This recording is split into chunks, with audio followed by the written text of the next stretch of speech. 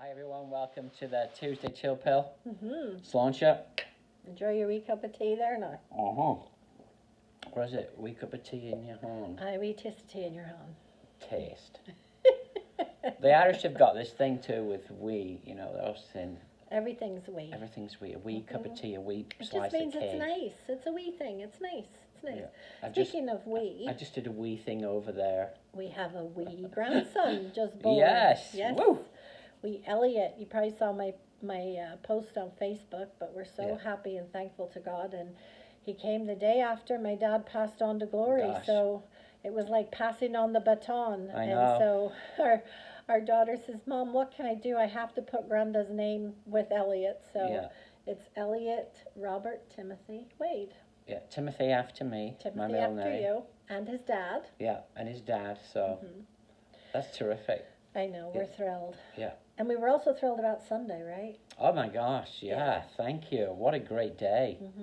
Seeing people get out there, it was wonderful. It felt like a camp meeting. It did, the old-fashioned hallelujah, like my dad used to do. Do I have hallelujah out there? And then you got the horns going. Yeah. It was good. I hope nobody got mad at us, but it was really fun. It was a lot of fun. It was. So come out this week, Like we're sending out an email and a text and a phone message to people about it this week. Look, if you want to feel really safe, we want you to do that. You can come, you can leave your windows completely up.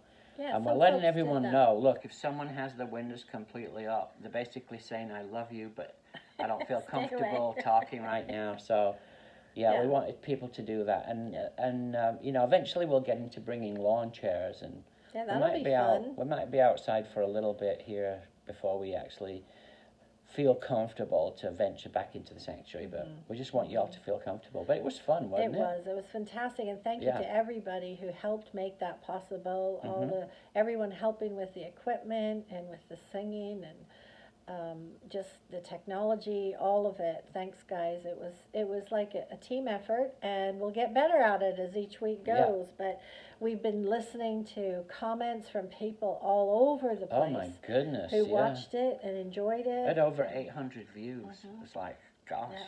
Yeah, it was fantastic. So, you know what? It kind of, you and I were talking again about what you spoke about. Yeah. Because it kind of brings us to this point of what we're seeing happening right now through even this virus thing. Do you want to? So, and it says, and his disciples asked him, Rabbi, as he's walking past, they're just walking past this guy born blind, and the guy's minding his own business. He's not even asking to be healed. But the disciples said, Rabbi, Jesus, who sinned, this man or his parents, that he should be born blind? So that was what Andy was preaching about, for those of you who listened on Sunday. And, you were talking about the blame game and how we can get into that. And why is this happening? Who's responsible so that I can get mad at them? But the other thing that we were talking about that kind of comes out of this is like, there they were, I don't know, were they trying to impress Jesus or something, that they were into the scriptures and they were theologically inclined or something? Yeah, maybe. There they were, asking Jesus, this kind of philosophical question, who's responsible? Who sinned here that this poor soul is like this? When in actual fact they're walking alongside the Son of God. Hello? That was their level of expectation, just answering a theological question. What did Jesus do? He gives the man his sight back. Hello? Who expected that? Nobody. Not even the blind man. Not even the blind man. And you and I were talking about, through this whole virus thing, how scared we can be sometimes. We listening to things on the news, it would make you scared. There's not a lot of clarity still about how long it's going to take for this, that, and something else. People are trying to get back to normal. How are we going to do that? What's it going to be? And through all of that confusion and somewhat darkness, let's look for the glory of God. Yeah. Because you know what? Jesus is walking alongside with us. Right, he is. He's here. He's here in the midst of the virus. Right here. He's here. So let's look for his glory. Yeah. And we might be just as shocked as the disciples. The Lord might do something incredible that we're not even thinking about, right? And he'll just come in his glory and boom, Mm-hmm. I think if he were walking beside us, and he is actually here, Yes. but if you actually saw Jesus in the flesh, you'd probably say, "Chill out, everybody. I know, he's here, he's got this. Get rid of this fear that's in you. Just look, that's how you need to be healed right now. This guy's blind, but you've got fear. What's worse, you know?" Now, we were talking before, and actually I've never asked you this question personally, but I'm going to ask it to you on camera. Oh, here we go. How afraid have you been? Oh. Well. Throughout this whole thing. Have you really been scared? Or what's... Don't ask me that question, but... I am going to ask you in a Okay. minute. But, I mean, the thing is, for me, I don't know. I feel like I'm trying my best to keep focused on life rather than death. Because even before this virus, and actually throughout all of our lives, we're surrounded by death, right? People die in accidents, people die from ill health, people die in cancers, different things. Children die, which is unbelievably tragic. Older people die, which is so sad. But I mean, it's all around us. And so we either focus our life on, oh my gosh, death is everywhere and I'm going to die and this is terrible.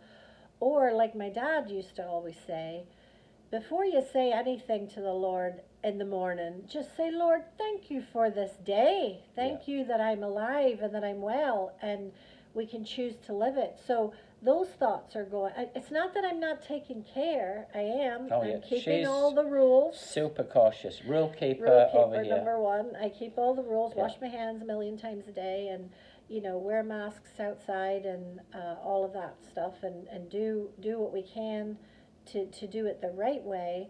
But at the same time, I don't know. I feel like it's a choice, don't you? Like you either choose to be afraid all your life.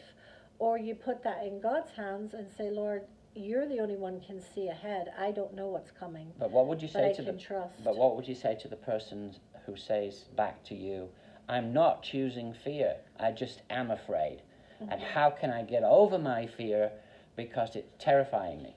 Well, here's the thing. It's like all of our emotions. It feels like when we emotionally react to something, it feels like there's nothing I can do about it. This is just me. I'm just afraid. Yeah. But actually, there is. The Bible tells us very consistently all the way through the New Testament, there are lots of different scriptures that tell us to take control of our mind and to be in control with God's grace in what we think and how we act to people. Yeah. So God wouldn't be telling us all that stuff. Don't be afraid if we couldn't do it. If we couldn't. It's like you have to tell, your mind has to speak into your emotions live. Right. And I know it's the same thing, but trust me, because I've been there. I know you want to ask me too. Yes. Are you afraid? Yeah, I was for quite a while there, and I'd convinced myself I was going to die, which is, I know it's stupid. But I thought, okay, we are going to die someday. I thought if I think about the worst case scenario, then I could start to get over it. And I actually did get over it, and I'm not afraid anymore at all. Could I get the virus still? Yeah, I could get it. Am I going to be cautious? Yeah, I'm going to be cautious. But at some point I said to myself, I'm not going to feel this way. And so I just started telling myself to be confident, to not be afraid, and threw it upon God. And I just kept saying that until I actually got to the place where I feel completely okay. And I'm not afraid anymore. I know, and I really am not. Anybody who's been in any kind of really tragic or life-threatening experience, I mean, my family, like when I was a kid, we were under house arrest, there were guns going. We lived in Ireland at the time of the Troubles. There was guns going off and bombs every night and all that. And I remember going to sleep listening to all of that. And some of you have served in the wars and stuff. And, you listen to all of that and you think, okay, it could be me next.